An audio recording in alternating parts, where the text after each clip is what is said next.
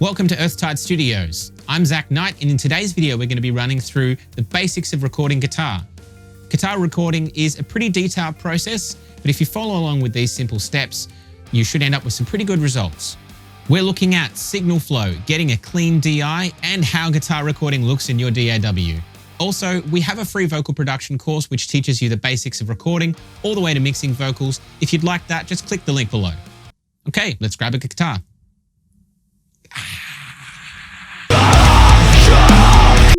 So this is my guitar. It's an ESP Eclipse 2. This is the main guitar that I use for recording and for live as well. It's mostly stock. I've had the pickups changed, but other than that, it's pretty much the same as it was when it came out of the factory. The thing that's fantastic about this guitar is that it is humbucker pickups, which means that you're dealing with less noise coming from the guitar versus if you had a single coil guitar. That's to do with noise floor. We're going to run through some details about what noise floor is in some future videos, but for now, you just need to think about, if you're recording a single coil guitar, you need to think a bit more about isolation. Okay, let's have a look at how we plug this guitar in. So signal flow for plugging the guitar in, we're running a high quality guitar cable straight into the DI box that we've got here. And we're then splitting the signal from there and running the DI straight into a high quality preamp. Ideally, if you've got a separate preamp, that would be fantastic. If you don't, you can run straight into your interface, but then otherwise we're running from the preamp straight into your interface with the DI. So the other split part of the signal, in my case, is running through to a Kemper, at which point I can then pick whichever profile I want, whether it be a rhythm distorted tone or a clean tone, and then running from there into a separate preamp, which is then running into my interface. In your case, if you don't have a secondary preamp and your interface has inbuilt preamps in it, you can just run that straight into a second channel.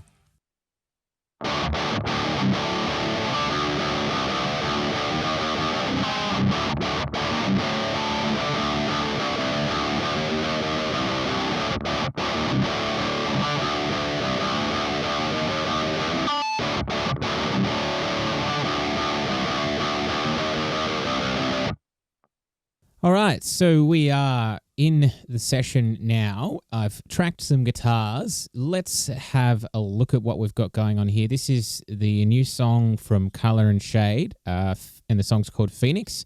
This is actually one of my favorite songs that we've got off this EP, and let's just have a quick listen to it now, as is, without the new guitars that I've tracked.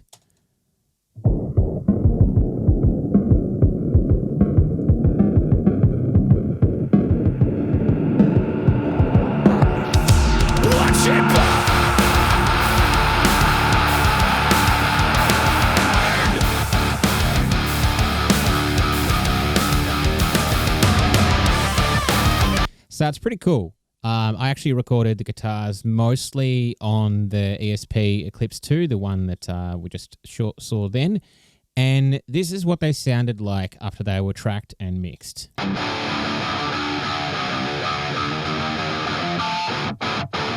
So pretty sick, pretty tight, etc. I've just re-recorded the riff for the intro on this guitar, on this section here. And let's just have a quick listen to this. Now, this was just really rough, just thrown in here. And in my opinion, it's not nearly as tight as I would say for a final take, but it's pretty good.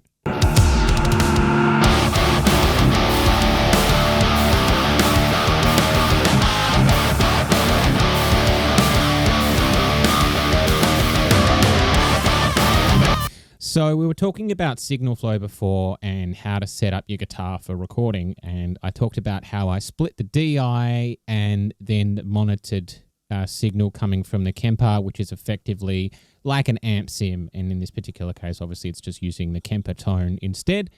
This particular tone I used was an Orange Rockaverb Mark II running through an Orange cab, and I believe we boosted this with a Tube Screamer as well. So it's a pretty sort of classic kind of punky hardcore tone. This is what the Kemper signal sounds like on its own.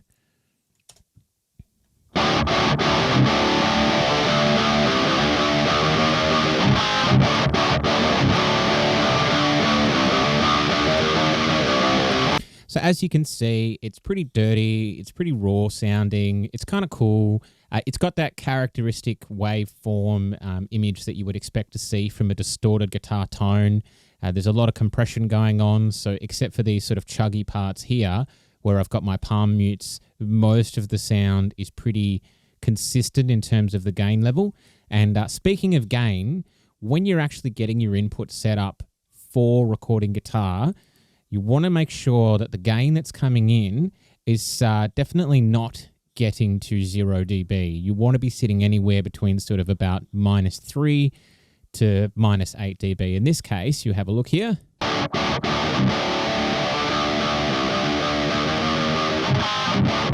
I actually was tracking that at -7, so it's not really that loud, but it sounds pretty cool.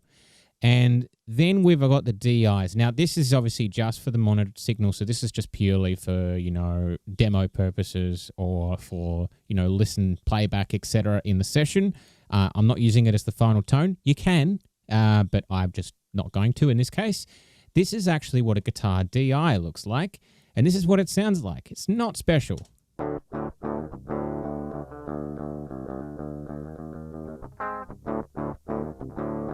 It's quite quiet. Usually DIs are definitely a lot quieter than what you would expect from an amplified signal, and they look quite different. And this is actually what we would expect to see a guitar DI would look like, especially in this particular case for this guitar, which is a humbucker guitar. Let's just change that to be able to see it a little bit nicer. And you've got characteristic waveform things that you'd expect to see. We're looking here and you can see what looks to be the largest section of the waveform, and that most people think this is the transient, but it's actually right here. Okay, so looking at this guitar recorded signal here, obviously we've got the amp signal there and we've got the DI signal there, and you want to make sure you've got it consistent. What I've actually done in terms of setting up these tracks for recording is I'm recording this particular riff, which is the main riff for the song, stereo. We've got one side, which is the left side here, and one side, which is the right side here. The left side I've got panned all the way to the left, right side panned all the way to the right. And I'm also actually recording at the same time the DI, as I discussed. That's all the way to the left for the left side and all the way to the right for the right side. I've actually set the input up in my DAW for the different inputs. So in this particular case, I've named this one Scarlett Mic Input 1, and this is just the input for the Kemper signal. And then the other one is Tone Beast 12, which is my Warm Audio Tone Beast, and that is for the DI. And inside my actual routing, I've set them up here. So Tone Beast 12, I've set that up as a mono input, and the Scarlett instrument, a Scarlett Mic 1, I've set up there as a mono input as well. When you set up your inputs for these particular ones, make sure that they are mono inputs because you're recording a mono signal. Obviously, when you're recording, a left and a right for a main rhythm section or a main riff, etc., and you are panning them left and right, that's going to give you a stereo signal, but you are recording in mono, so make sure you set up the input as such. There's nothing wrong with recording things in stereo if that's what you want to do, but when you're recording guitar, most of the time, you want to be recording in mono. So speaking of which, when you are recording guitars for things like this, when you're talking about, recording distorted guitar sections, main riff sections, choruses, etc., generally speaking, you want to make sure that you're double tracking these guitars. It gives you that real fullness of sound. Doesn't mean you shouldn't be single tracking guitars for certain parts. There's lots of reasons why you would, and I'll show you some of those in just a second. But for rhythm guitar sections, generally speaking, you want to be recording in stereo. There's also quad tracking, which is a thing that you can do, and in this particular case, the rhythms for this particular section of the song are actually quad tracked. That's where we've recorded 4 tracks instead of 2, and usually what I would do is I will actually set up a separate set of tracks there for the quad tracks, which in this particular case I've just called Rhythm 2, and when you're actually putting them in a session, you probably don't necessarily want the panning for the quad tracks to be 100% left and 100% right. You might bring the panning a little bit in. Some people go 90 or 85. Some people even go 70. I personally like to go between 90 and 85 depending upon the part. What quad tracking will do is it'll make a certain section fuller and larger. You do need to make sure you play that section really tightly, because the looser that it is, it's just definitely not going to sound very good and give you that desired sound. I'll explain more about getting those parts really tightly edited in our guitar editing video. But for now, just remember that whilst quad tracking is a really good thing to make a section sound fuller, you shouldn't be doing it across a whole song, because the whole point of it is to make one section sound larger than the rest of the song.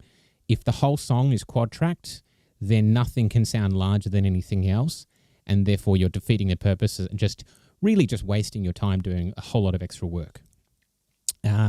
Just as this is a main riff section here, I'll show you what the chorus of the song sounds like. And you can see we've got a little bit more of a stoppy-starty section here, and some of the more higher chords that I'm playing.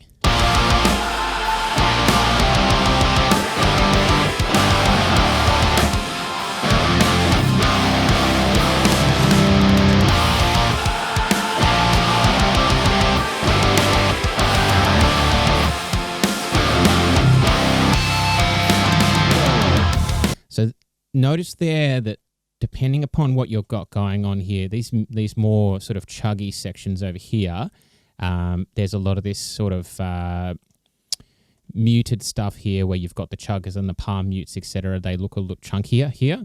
Whereas on the higher chords that you've got over here, everything is quite consistent and flat. And if you have a look at the DI here, for those harmonics that I did at the end, they're quite spiky and a lot more consistent with what you would expect to see with something that's a little bit more thinner like that. Speaking of single track sections that we were talking about before, a classic example would be lead guitars. And if you have a listen to these lead guitars that are played just here in this section, this is a good example of some parts which have been single tracks.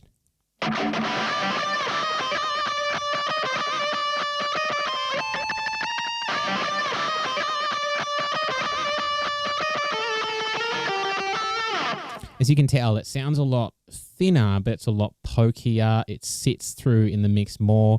In this particular case, whilst it says it's centered here, if you noticed on the actual output there, it's panned a little bit more to the right to sort of make it poke out with the rhythms like this.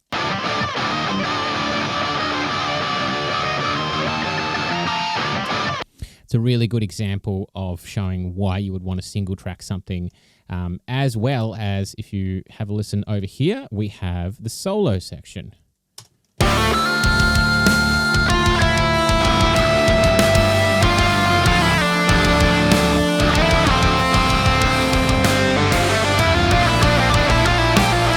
So that's another really good example of why you would single track a certain section with guitar. And I can also go through showing how you would edit a section like that as well. It's not necessarily the same way that you would edit a rhythm section. A little bit more finesse is usually associated with making sure that it sounds fluid, and we can go through that as well. Just going to touch quickly on recording and tracking clean guitars as well.